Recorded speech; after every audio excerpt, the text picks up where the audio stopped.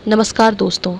आपने कुछ ही समय पहले सुना था कि जब मूवी केजीएफ 2 आई थी और पुष्पा रिलीज़ हुई थी, साथ में आरआरआर भी, तो वहाँ पर जो सेलिब्रिटीज़ थे वो नंगे पैर एयरपोर्ट पे देखे गए थे, जिसको लेकर मीडिया में उनका खूब ट्रोल किया था। बहुत से लोगों ने तो यहाँ तक कहा कि ये फ़िल्म प्रमोशन के नए-नए तरीके हैं, क्योंकि ये नई मार्केटिंग स्ट्रेटजी है। कई सेलिब्रिटीज़ को कमेंट भी किए गए थे। ख़ैर, ये वो देसी विदेशी हैं जिन्हें भारतीय संस्कृति का ज्ञान नहीं है। ऐसे में जो लोग वेस्टर्न कल्चर को फ़ॉलो करने में लगे हुए हैं, जो ठीक से भारत को समझते ही नहीं, हमारी सभ्यता को नहीं जानते, वो भला बॉलीवुड वाले कैसे जानें कि आखिर पुरातन संस्कृति क्या है।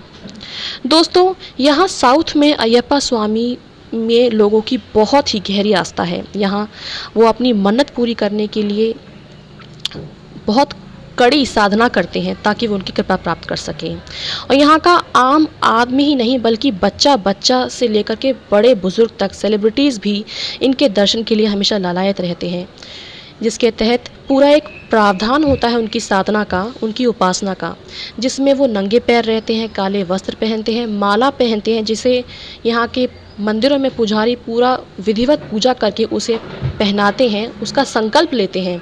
तब जाके पूरी कुछ महीनों की, जितना वो संकल्प लेते हैं उतने दिनों की, वो उसकी तपस्या करते हैं, साधना करते हैं। तपस्या से यहाँ मतलब ये नहीं है कि आप पहाड़ों पे चले जाओ या मोह माया से बिल्कुल भंग होकर आप अपना नॉर्मल लाइफस्टाइल आप त्याग दो।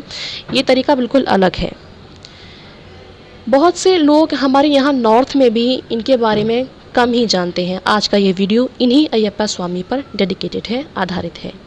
तो अगर आप जानना चाहते हैं कि आखिर कौन है अयप्पा स्वामी और जानना चाहते हैं इन्हें और गहराई से, तो हमारे साथ बने रहिए इस वीडियो के अंत तक। और अगर आपने अभी तक हमारे चैनल को नॉलेज ज्ञानी को सब्सक्राइब नहीं किया है तो आपसे ये गुजारिश है, आप प्लीज़ हमारे चैनल को सब्सक्राइब करें। और अगर आपको ये वीडियो पसंद आता है तो आप इसे लाइक और शेयर करना ना भूलें।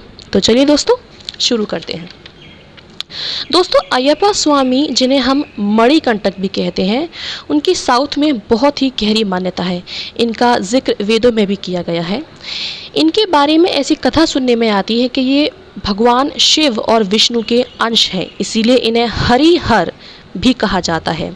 इनका जन्म महिषी नामक राक्षसी के वध के लिए हुआ था, क्योंकि महिषी जो महिषासुर की बहन थी, वही महिषासुर जिसका वध दुर्गा देवी ने किया था, उसे ब्रह्मा जी से यह वरदान प्राप्त था कि शिव और विष्णु की संतान ही उसका वध कर सकती हैं, उसे मार सकती हैं।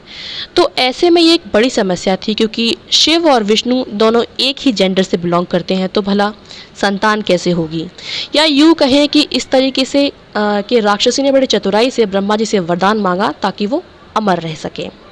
तो ऐसे में जब भगवान विष्णु ने मोहिनी का रूप लिया तो समुद्र मंथन के समय, क्योंकि अमृत का बंटवारा सही करना था, तो मोहिनी और शिव जी ने समुद्र मंथन के बाद, अमृत बंटवारे के बाद विवाह किया, जिससे एक अद्भुत बालक का जन्म हुआ, जो आगे चलकर अयप्पा के नाम से जाने गए।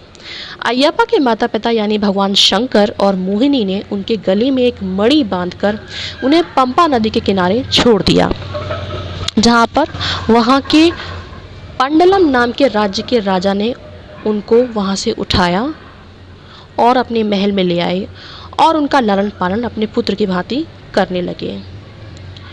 क्योंकि वो खुद भी एक निसंतान थे, तो इसी रूप में उनकी संतान सुख भी उनको मिला और वो बड़े प्यार से अपने उस बच्चे का लालन पालन करने लगे थे। कुछ सालों के बाद उनकी अपनी खुद की संतान हुई। दोनों राजकुमारियों की शिक्षा दीक्षा की जाने लगी, जिसमें अयप्पा सभी में पारंगत होने लगे और वो अपनी प्रजा के भी बहुत ही चहेते हो गए थे। उन्होंने उनको राजा बनाने का विचार किया। हालांकि अयप्पा को राज्य संभालने में कोई दिलचस्पी नहीं थी। जब ये सूचना रानी को पहुंची तो उसने ये षड्यंत्र रचा और अपने वैद्य से ये झूठ कहलवाया कि उसका इलाज केवल शेरनी के दूध से ही हो सकता है। और क्योंकि अयप्पा बहुत ही वीर थे और एक आज्ञाकारी पुत्र थे, तो उन्होंने अपनी माँ के कष्ट को दूर करने का निर्णय किया। रानी ने यह सारा खेल अपने पुत्र को राजा बनाने के लिए रचा था। अयप्पा स्वामी को जब ये सूचना मिली तो वो अकेले ही जंगल की ओर चल पड़े, बाघिन का दूध लेने। रास्ते में जाते समय ही उनका सामना महिषी से हुआ, जिसका उन्होंने वध किया। इधर जब राजा को ये सूचना मिली कि अयप्पा अकेले ही जंगल की ओर चले गए हैं तो वो बहुत परेशान हुए और नगर के सभी बंधुजन उनको लेने के लिए जंगल की ओर चल पड़े। उन्होंने अयप्पा स्वामी को वहाँ से जंगल की ओर से आते हुए देखा, एक बागिन के ऊपर बैठे हुए। तो ऐसा देखकर सभी ने उनकी वीरता और शौर्य की और त्याग से प्रभावित होकर उनकी प्रशंसा की और उनसे राजा बनने का आग्रह किया। राजा ने रानी की ओर से भी क्षमा मांगी और उनसे राजा बनने की बात कही। तो इस पर अयप्पा ने कहा कि मेरा जिस उद्देश्य से जन्म हुआ था उसकी पूर्ति हुई, अब मेरा यहाँ से जाने का समय आ गया है, मुझे राज्य नहीं चाहिए।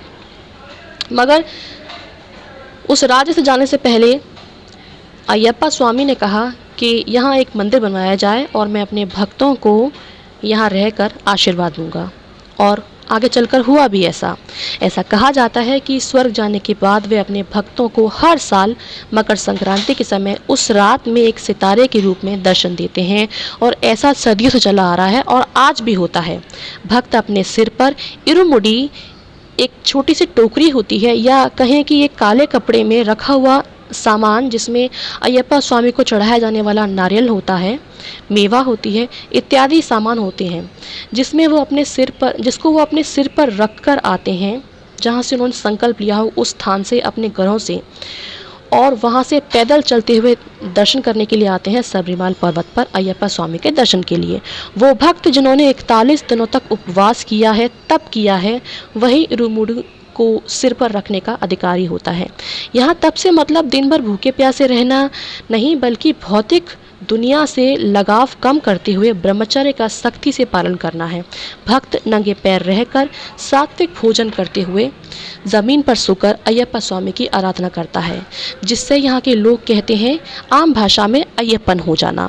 ऐसे में आम जनता भी इनकी बहुत रक्षा करती है और उस बात का ख्याल रखती है कि वह इनको छुए ना, यानी कि गंदे हाथों से ऐसे लोगों को जिन्होंने व्रत के लिए ठान लिया है, जो व्रत कर रहे हैं, उनको नहीं छूते, उन्हें गले लगाना। अय्यप्पन होने का मतलब है अध्यात्म को जीवन में लाना। सबसे कमाल की बात तो यह है दोस्तों, यहाँ पर मुस्लिम समाज भी अयप्पा और उनके भक्तों की बहुत इज्जत करते हैं।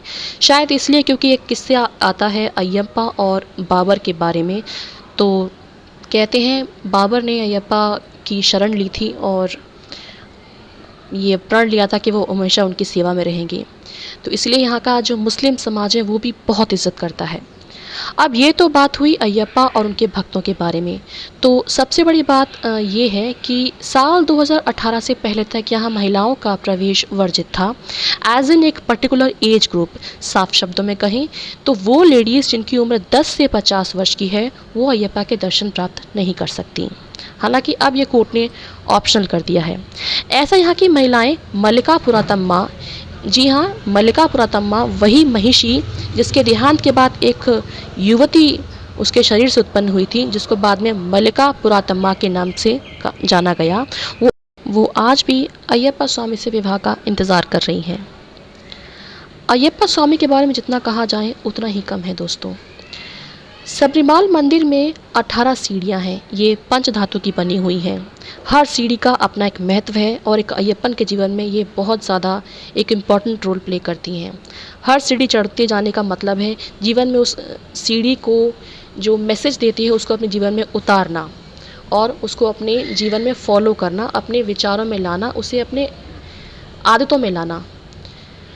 ऐसे ही उन सीढ़ियों को चढ़ने का मतलब है उन सभी आदतों को, विचारों को अयप्पा के स्वामी को, यानी कि उनके सात्विक गुणों को अपने जीवन में धारण करते हुए उन पर एक एक करके पैर रखते हुए ऊपर चढ़ते जाना और अपने स्वामी के दर्शन को प्राप्त करना। दोस्तों, आशा करती हूँ आपको आज का ये वीडियो पसंद आया होगा। स्वामी शरणम अयप्पा।